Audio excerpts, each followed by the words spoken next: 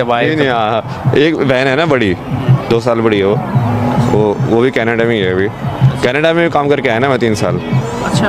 तो पश्चिमी वही है ना, मैंने देख लिया ना, जिस किसी के लोग भागते हैं कि हम बाहर जाएंगे पश्चिमी सभ्यता में ऐसे जिएंगे, मैंने जी के देख लिया, मैं कहा कुछ नहीं है इसमें सब ऊपर गया है नौटंकी। आप अकेले भाई थे घर में? हाँ, वो तो जाहिर सी बात है, आप कह रहे हैं कि घर वालों ने फोर्स किया, तब जब अकेला होता है उनका एक जब मैं बेटा। उनको बोल रहा हूँ कि भाई मुझे बाबा नहीं बनना, मुझे समझना है, ये चीज़ मैं ऑलरेडी जान चुका हूँ, भगवान को तो मैं ऑलरेडी देख चुका हूँ, मैं इस चीज़ का समझ रहा हूँ कि हाँ अब ये अब बाकी जो लोगों ने बोला है, ये अलग अलग स्वामी आए हैं, अभी इन्होंने शंकराचार्य आए हैं, उन्होंने जो लिखा है वो कैसे लिखा है उसको और समझने की कोशिश कर रहा हूँ।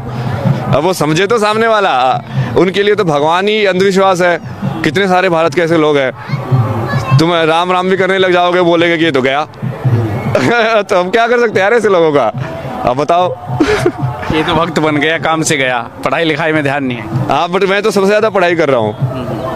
अब आप जाके देखो, हमने कितने सारे सब्जेक्ट पढ़ाए हुए हैं, न्यूरो साइंस से लेके, बायोलॉजी से लेके, मैथमेटिक्स से लेके, स्टैटिस्टिक्स से लेके, सारे के सारे।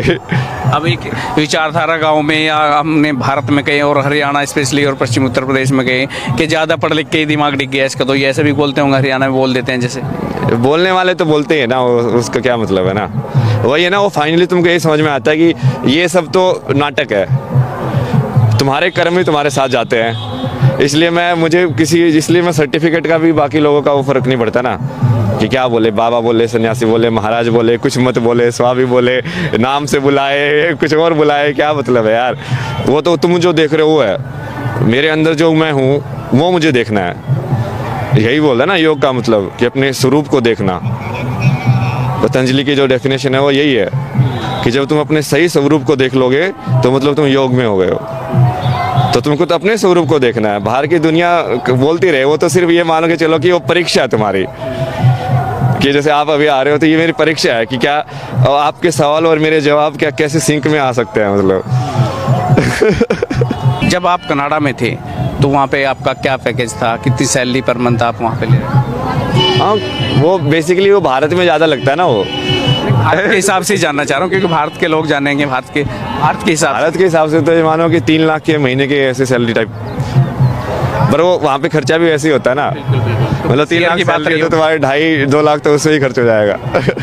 हाँ, जैसे इनकम वैसे खर्चे, एक्सपेंसिव ऐसे ही हैं। मतलब वो सेव यहाँ पे 50 रुपए में मिलेगा तो वहाँ पे 200 रुपए में मिलेगा, तो तुम कमा भी उतना ही गुना रहे हो, बट खर्च भी उसके हिसाब से हो रहा है वो।